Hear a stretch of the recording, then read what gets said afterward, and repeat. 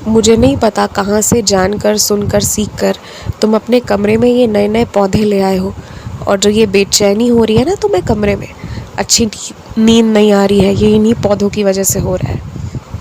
इन पौधों को पहले सही तरीके से रखो, एकदम सिरहाने पर से हटाकर किसी कोने में रखो।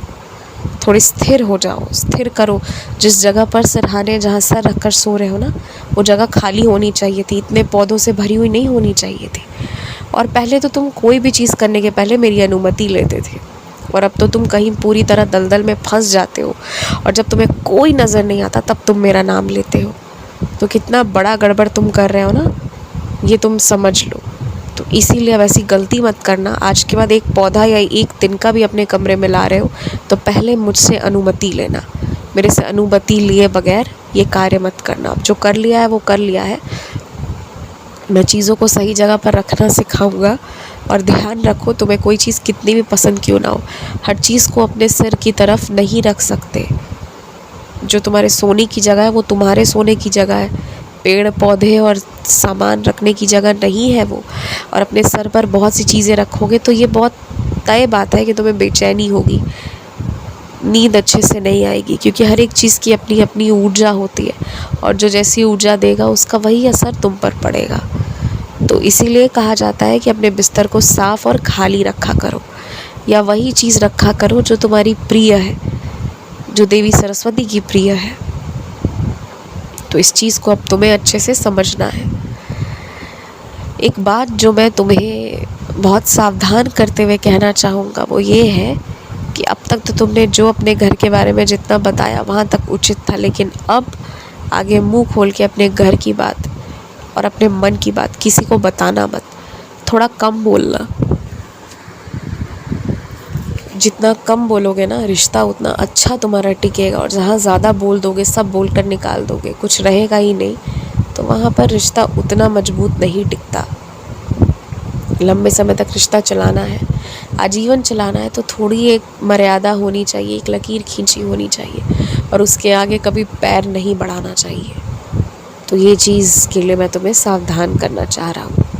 तुम अपने माता पिता से अपने माता पिता के लिए ही लड़ते हो, उन्हीं को आराम देने के लिए लड़ते हो, इसीलिए मैं तुम्हें कभी गलत नहीं कहता। लेकिन मैं तुम्हें हमेशा समझाना चाहूँगा, बहुत धैर्य से, बहुत आराम से, बहुत स्थिरता से तुम उन्हें जवाब दो, उन्हें समझाओ कि क्यों तुम कोई चीज़ कर रहे हो जो उनके लिए किस तरह से अच्छा है, तुम ये कहो। और अगर उन्हें अपनी अच्छाई के लिए कुछ करना पसंद नहीं है तो हर एक चीज़ अपने ऊपर ले लो कि तुम अपने आराम के लिए, अपनी अच्छाई के लिए कर रहे हो। और जिस क्षण तुम बीच में अपने आप को शामिल कर लोगे, अपनी खुशी को शामिल कर लोगे, तुम्हारे माता पिता कोई भी चीज़ करने से तुम्हें मना नहीं करेंगे। तो अब आगे से ध्यान रखना कि अगर कोई सुख तुम उन्हें देना चाहते हो और वो लेना नहीं चाहते उस सुख को, तो तुम अपने ऊपर लेकर अपनी खुशी के लिए वो चीज़ करना शुरू करना, अपना नाम लेकर करना। तुम्हारे नाम पर कभी मना नहीं किया जाएगा। मैंने बहुत लंबे समय से तुम्हें कहा हुआ है कि ऐसे किसी जगह पर मत जाना जहाँ कई सारे खतरे हैं। मैंने तुम्हें नौका विहार के लिए पहले ही बहुत बार रोका हुआ था। इसी तरह मैंने तुम्हें कई और तरह तरह की चीज़ों से रोका हुआ है, जहाँ पे ज़रा भी तुम्हारी जान को खतरा हो मैंने तुम्हें हमेशा मना किया है। उन चीज़ों पर विश्वास करने से हमेशा मना किया है। और मैं ये चाहूँगा कि ये जो डर तुम्हारे मन में है ना कि तुम वहाँ असुरक्षित हो, ये डर थोड़ा बना रहे। थोड़ा डर होना ज़रूरी है, और इससे क्या होगा ना कि तुम कभी ऐसा कोई ख़तरनाक कार्य नहीं करने जाओगे। और हमेशा ध्यान रखो कि अगर किसी नदी में नौका विहार करना चाहते हो तो पहले तुम्हें तैरना आना चाहिए। ये चीज़ तुम जान लो।